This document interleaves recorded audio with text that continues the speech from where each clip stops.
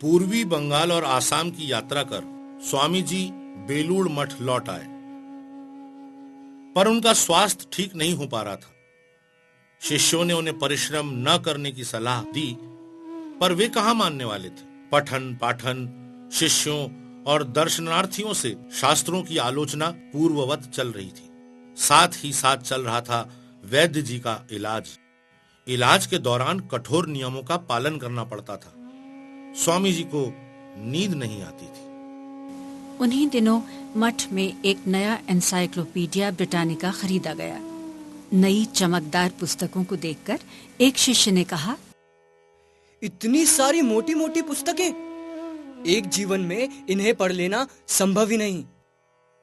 शिष्य नहीं जानते थे कि स्वामी जी ने इन पुस्तकों में से 10 खंडों का अध्ययन समाप्त कर 11वें खंड को पढ़ना शुरू किया है। उन्होंने कहा, मैंने 10 खंड पढ़ लिए हैं। अगर कुछ पूछना हो तो पूछ लो, बता दूंगा। क्या आपने इन्हें पढ़ लिया है? और क्या बिना पढ़े ही कह रहा हूँ? इसके बाद स्वामी जी का आदेश पाकर शिष्य उन पुस्तकों में से चुन चुन कर कठिन विषयों में प्रश्न करने लगा। स्वामी जी ने उन प्रश्नों के जवाब तो दिए ही, कहीं कहीं उस पुस्तक की भाषा तक ज्यों के त्यों बोलने लगे। शिष्य स्वामी जी की असाधारण याददाश्त देख विस्मित होकर पुस्तकों को यथास्थान रखते हुए कहने लगा, आश्चर्य! नहीं नहीं नहीं, ये मानवीय शक्ति नहीं हो सकती, असंभव। देखा, एकमात्र ब्रह्मचर्य का पालन ठीक ठीक कर सकने पर सभी विद्याएं एक पल में सीख ली जा सकती हैं। मनुष्य का श्रुति घर स्मृति घर बन जाता है। इस ब्रह्मचर्य के अभाव से ही हमारा देश विनष्ट हो गया।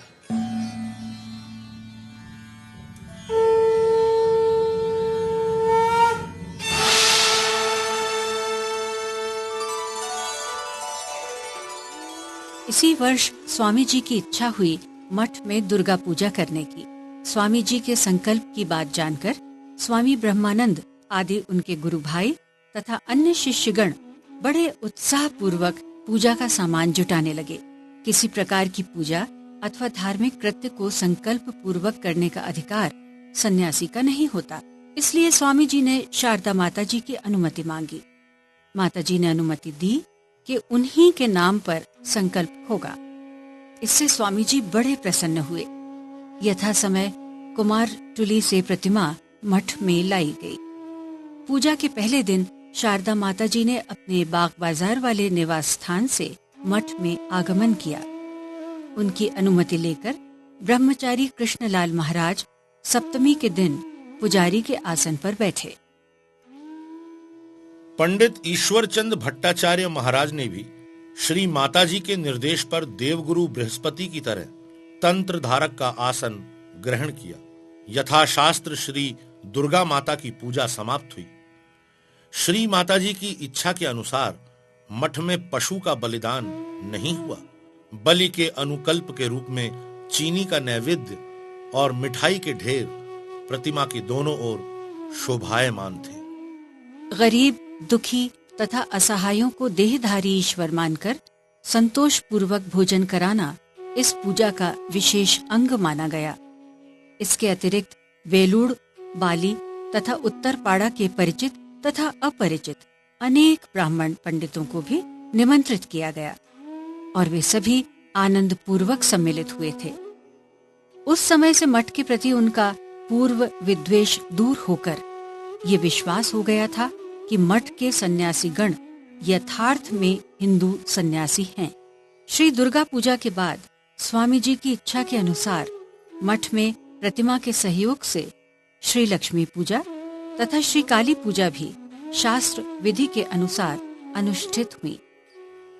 काली पूजा के बाद स्वामी जी अपनी मां के साथ काली घाट गए। बाल्यकाल में एक बार स्वामी जी को कोई कठिन रोग हुआ था।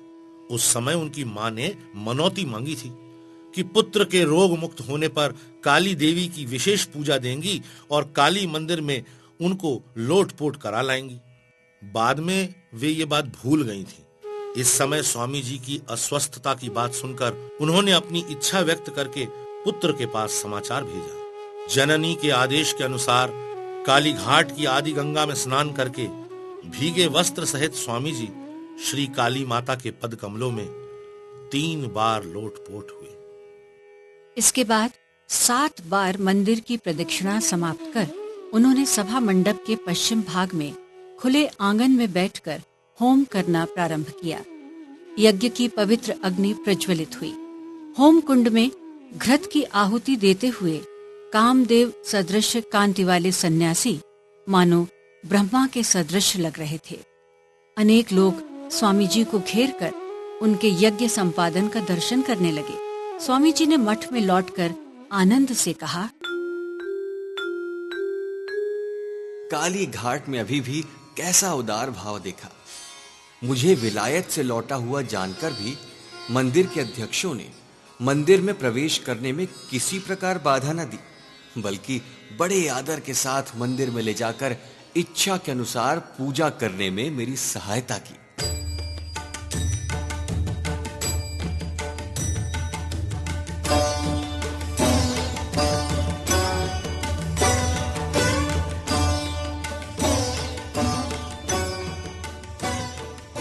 बेलूड़ मठ और उसके आसपास के स्थान स्वामी जी को अत्यंत प्रिय थे। मठ में गंगा के किनारे अथवा बेलूड़ ग्राम में वे प्राय ही टहलते।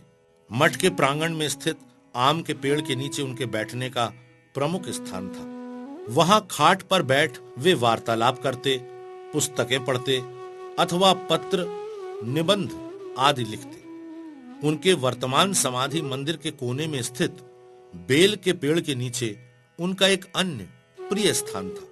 उनका शयन कक्ष पुराने मठ भवन के 2 मंजिले पर गंगा की ओर दक्षिण पूर्वी कोने पर स्थित था। उनके दिन का काफी समय इसी कमरे में बीतता। यही कमरा उनके भोजनालय और कार्यालय के रूप में भी काम आता। इसी कमरे में उनके वस्त्र, बिस्तर, आसन, चायदानी, मेज, कुर्सी, अलमारी, खड़ाऊ, लिखने के उपकरण, वाद्य यंत्र तथा अन्य उपयोग की चीजें जैसे पहले थीं, अब भी ठीक उसी प्रकार रखी हुई हैं।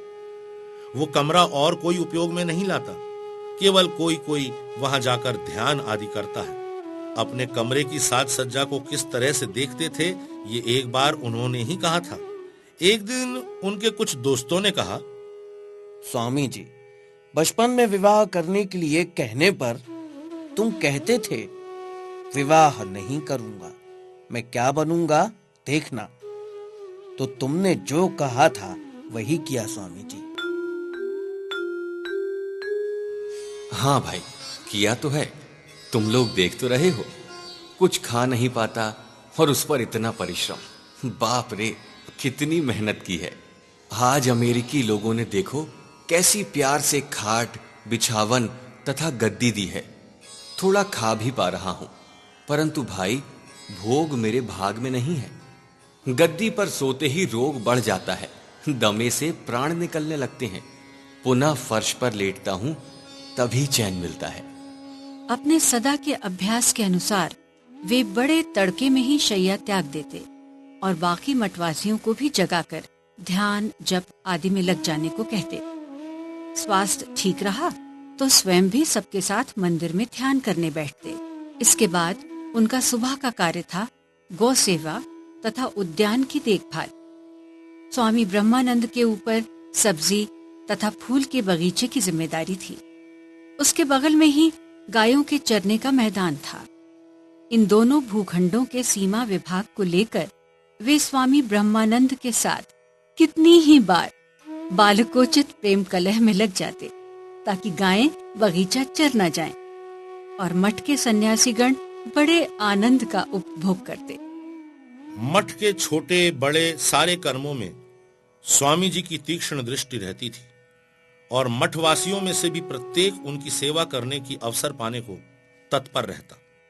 नाव में होकर मठ से कलकत्ता जाते समय मल्लाह लोग उन्हें अपनी अपनी नाव में ले जाने के लिए झगड़ते। कभी कभी वे केवल कौपीन पहने मठ में चारों ओर घूमते अथवा एक बड़े लबादे से शरीर को ढककर गांव के निर्जन पथों पर अकेले ही घूमते। कई बार वे गंगा के तट पर अथवा मठ के भीतर किसी वृक्ष की घनी छाया में बैठे रहते। फिर अन्य किसी किसी समय वे अपने कमरे में बैठकर पुस्तकों के पन्ने पलटते या चित्र देखते। कभी कभी वे रसोई घर में जाकर रंधन कार्य का निरीक्षण करते और स्वयं अपनी इच्छा से दो एक अच्छी पकवान भी तैयार करते। पशु पक्षियों के प्रति शैशव काल से ही स्वामी जी के मन में एक स्वाभाविक आकर्षण था।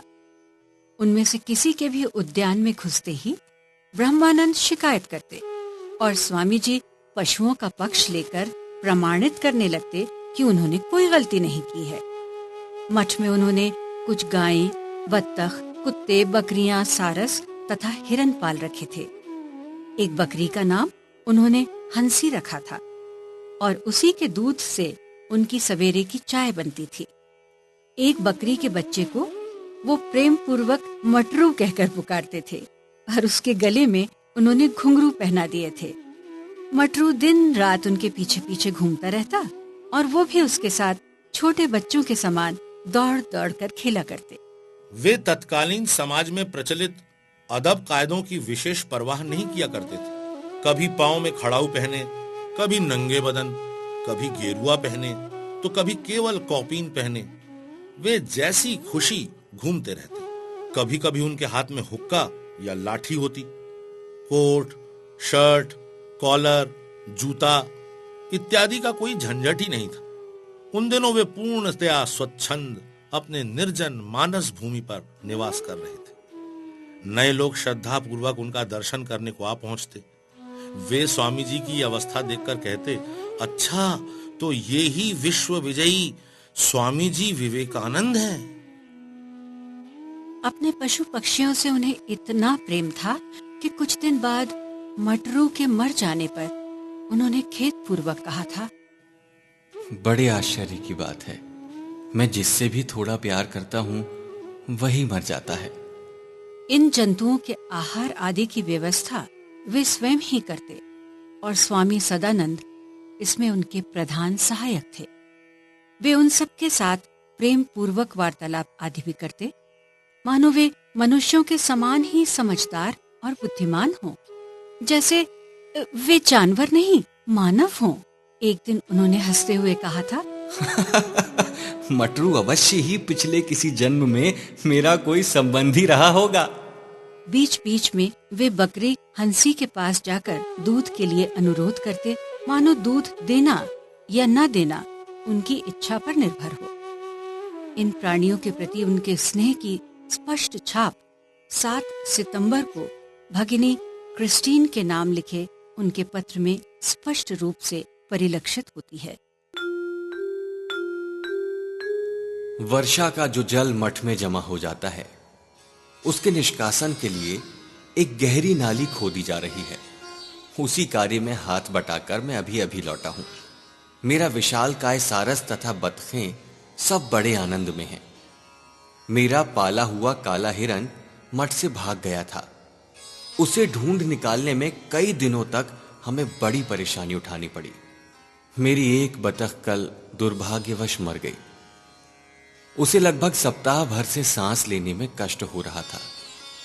इन सब घटनाओं को देखकर हमारे एक वृद्ध रसिक साधु कह रहे थे, महाराज, जब इस कलयुग में नमी और वर्षा से बतख को जुकाम हो जाता है और मेंढक छींकने लगते हैं, तो फिर जीवित रहने से कोई लाभ नहीं।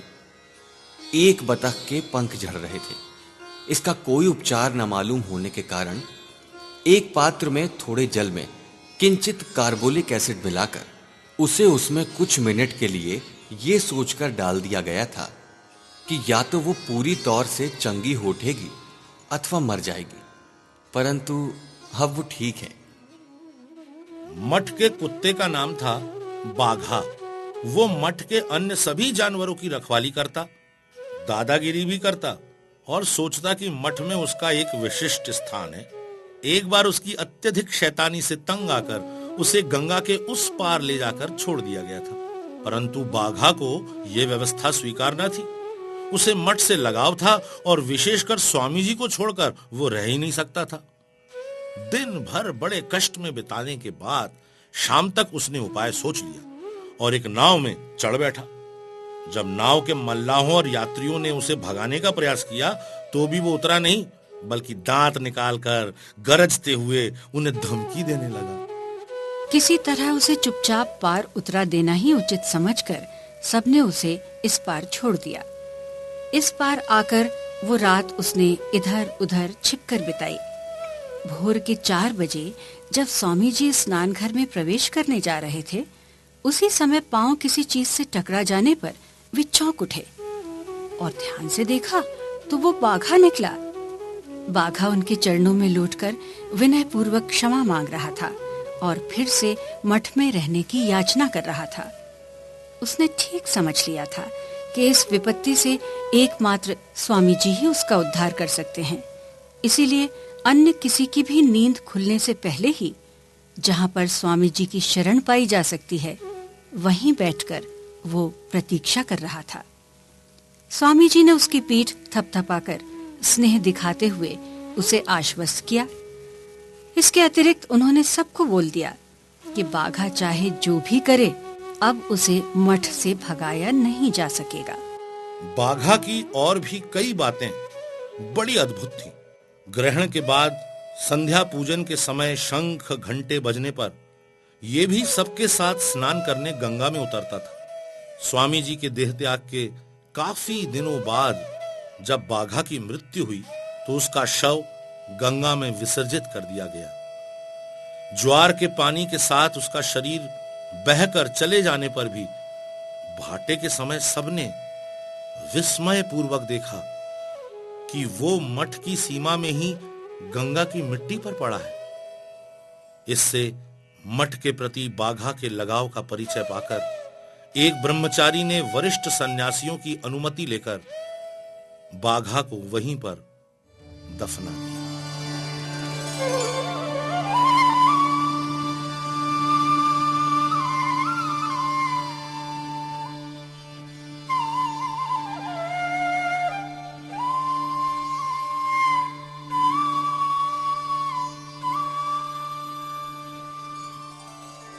उन दिनों जाड़े के मौसम में प्रायः बड़े दिन की छुट्टियों में राष्ट्रीय कांग्रेस का अधिवेशन हुआ करता था। उस वर्ष दिसंबर में कलकत्ता कांग्रेस का अधिवेशन होने तथा स्वामी जी के बेलूड़ मठ में उपस्थित रहने के कारण अनेक नेता उन्हें न केवल विश्व प्रसिद्ध साधु के रूप में बल्कि भारतीय नवजागरण के एक देश प्रेमी अग्रदूत मानकर उनसे मिलने को आया करते थे। स्वामी जी अपने बिगड़े हुए स्वास्थ्य की बात भूलकर सदा ही इन देश नायकों के साथ वार्तालाप को प्रस्तुत रहते थे और श्रोतागण भी इससे मुग्ध हो जाते तथा स्वामी जी की बातें उनके मन में अंकित हो जाती। स्वदेश की अनेक समस्याओं पर उन्होंने चिंतन किया था और उनके समाधान भी ढूंढ निकाले थे, परंतु सुयोग्य कर्मियों के अभाव में उन विचारों के कार्यान्वित करने का अवसर नहीं मिल पा रहा था। अतएव आग्रह करने वाले श्रोता मिलने पर वे उत्साह पूर्वक दीर्घ काल तक इन बातों पर चर्चा करते थे। एक दिन मठ के विस्तृत प्रांगण में टहलते हुए वे उत्साह और आवेगपूर्ण भाव से लगभग 1.5 घंटे तक एक विषय पर बोलते रहे। इन साक्षात्कारों का उल्लेख करते हुए एक अखबार में छपा था, पिछले कांग्रेस अधिवेशन के अवसर पर कलकत्ते में हमारी उनके साथ अंतिम बार भेंट हुई थी।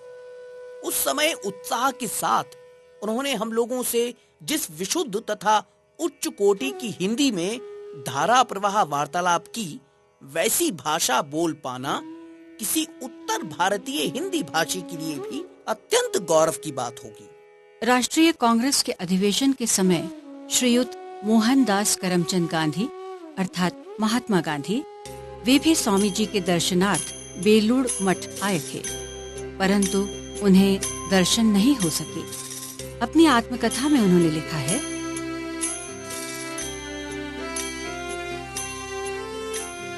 ब्राह्म समाज के घनिष्ठ संपर्क में आने के बाद विवेकानंद को देखे बिना रह पाना मेरे लिए संभव न था। इसलिए मैं बड़े उत्साह के साथ लगभग सारा रास्ता ही पैदल चलता हुआ बेलूड़ मठ गया था।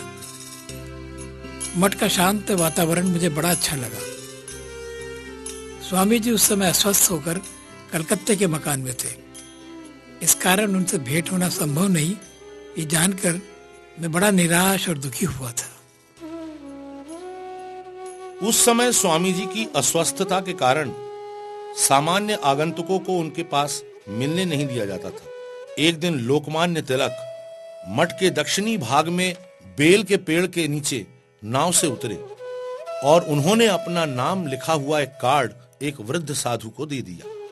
परंतु साधु ने बताया कि स्वामी जी बीमार हैं और उनसे भेंट नहीं हो सकती। तिलक अपना कार्ड छोड़कर चले गए। संध्या के समय जब स्वामी जी नीचे उतरे तो कार्ड पाते ही उन्होंने तिलक से मिलने की इच्छा व्यक्त की, परंतु वे तो जा चुके थे। ये सुनकर स्वामी जी बड़े नाराज हो गए और बोले कि उन वृद्ध साधु ने अनुचित कार्य किया है और कहा कि वे वृद्ध साधु निश्चयानंद का जन्म महाराष्ट्र में हुआ था। उनके लिए उचित था कि वे तिलक का नाम जानते और स्वामी जी के साथ उनकी भेंट कराते। स्वामी जी ने पत्र लिखकर तिलक से पुनः आने का अनुरोध किया और 2 दिनों के भीतर ही तिलक आए भी।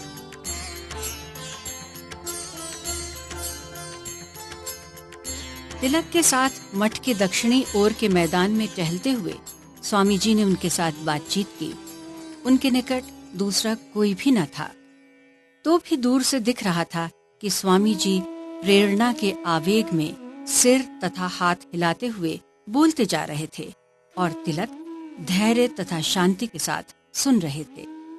निश्चयानंद के मतानुसार तिलक का कार्यक्षेत्र महाराष्ट्रीय ब्राह्मण समाज के बीच ही सीमित था। स्वामी जी के संपर्क में आने के बाद से ही वो जनता के बीच में फैल गया। उनके मतानुसार लोकमान्य तिलक ने और भी कई बार मठ में आकर स्वामी जी के साथ बातचीत की थी और एक दिन स्वामी जी ने मुगलाई चाय बनाकर उन्हें पिलाई थी। जायफल, जावित्री, इलायची, लवंग, जाफरान आदि को एक साथ मिलाकर उबालने के पश्चात उस काढ़े में चाय की पत्ती, दूध तथा चीनी मिलाकर वो चाय बनी थी।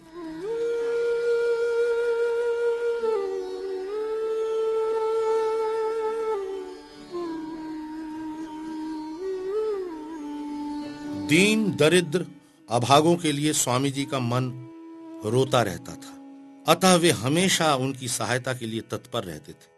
उसी संदर्भ में एक घटना का वर्णन सुनिए। उन दिनों मठ की जमीन की सफाई करने तथा मिट्टी काटने के लिए प्रतिवर्ष कुछ संथाल स्त्री पुरुष आया करते थे।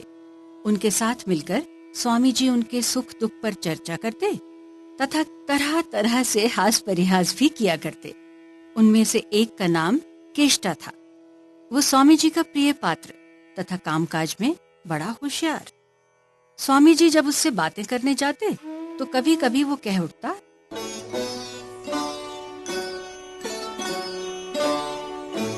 अरे स्वामी जी बाप, तू हमारे काम के समय यहाँ ना आया कर। तेरे साथ बात करने से हमारा काम बंद हो जाता है और बाद में बूढ़ा बाबा आकर डांटता है। नहीं नहीं, बूढ़ा बाबा नहीं डांटेगा। तू अपने देश की बातें बता। अच्छा ये बता, आज यहाँ खाना खाएगा क्या? नहीं बाप, नहीं नहीं, अब हम तुम लोगों का छुआ नहीं खाते। अब मेरा ब्याह जो हो गया है, तुम्हारा छुआ नमक खाने से हमारी जात जाएगी रे बाप। तो नमक मत खा, बिना नमक का तरकारी पका देंगे, तब तो खाएगा ना। केष्टा राजी हो गया। स्वामी जी ने उसके लिए पूड़ी, तरकारी, मिठाई, दही आदि की व्यवस्था कर दी। अरे स्वामी जी बाप, ऐसी चीजें कहाँ से पाई? हमने तो ऐसा खाना कभी नहीं खाया बाप, कभी नहीं खाया। स्वामी जी ने स्वयं सामने बैठकर उन्हें खाना खिलाया और बोले, तुम लोग नारायण हो, आज मेरा नारायण को भोग देना पूरा हुआ। भोजन के बाद संथाल लोग तृप्त होकर चले गए तो स्वामी जी ने शरद बाबू से कहा, इन्हें देखा, मानो साक्षात नारायण है। ऐसा सरल चित्त, ऐसा निष्कपट सहज प्रेम पहले कभी नहीं देखा। तदनंतर मठ के सन्यासियों की ओर उन्मुख होकर वे बोले, देखो वे लोग कैसे सरल हैं। इनके दुख थोड़ा दूर कर सकोगे? नहीं तो गेरुए वस्त्र पहनने से क्या लाभ हुआ। पर हिताय सर्वस्व अर्पण, इसी को सच्चा सन्यास कहते हैं। अच्छी चीजें कभी इन्हें भोग करने को नहीं मिली। जी में आता है कि मठ सब बेचकर इन्हीं गरीब दुखी दरिद्र नारायणों में बांट दूं। हमने तो वृक्ष के नीचे वास करने को ही सार समझा है। आह, देश के लोग खाने पहनने को नहीं पाते, फिर हम कैसे अपने मुख में अन्न डालते हैं। हाय। कहते कहते उनके आंखों से आंसुओं की धार बह चली। थोड़ा संभल कर वे बोले, देश के गरीब दुखियों के लिए कोई नहीं सोचता है रे। जो लोग राष्ट्र के मेरुदंड हैं, जिनके परिश्रम से अन्न उपजता है, जिन लोगों के एक दिन काम बंद कर देने से नगर में हाहाकार मच जाता है, हाय, उन्हें सहानुभूति दिखाने वाला, उनके दुख शोक में सांत्वना देने वाला देश में कोई नहीं है रे। देखना, हमारी सहानुभूति के अभाव में मद्रास अंचल के हजारों पैरिया धर्म परिवर्तन कर रहे हैं। हम लोग दिन रात उनसे यही कहे जा रहे हैं, छूना मत, छूना मत। देश में क्या अब दया धर्म नहीं बचा है रे भाई? केवल छुआछूत मानने वालों का दल है। ऐसे आचार व्यवहार के मुख पर मारो झाड़ू, मारो लाठी। तुम लोग बुद्धिमान लड़के हो, यहां इतने दिनों से आ रहे हो, अब तक क्या किया है बोलो तो? दूसरों के लिए क्या एक जन्म दान में नहीं दे सकते? अगले जन्म में आकर वेदांत आदि पढ़ लेना। इस बार परोपकार के लिए शरीर दान दे दो, तभी समझूंगा कि मेरे पास आना सार्थक हुआ है। परिकल्पना श्री राम तिवारी, समन्वय संजय यादव। मध्य प्रदेश शासन संस्कृति विभाग, स्वराज संस्थान संचालनालय की प्रस्तुति।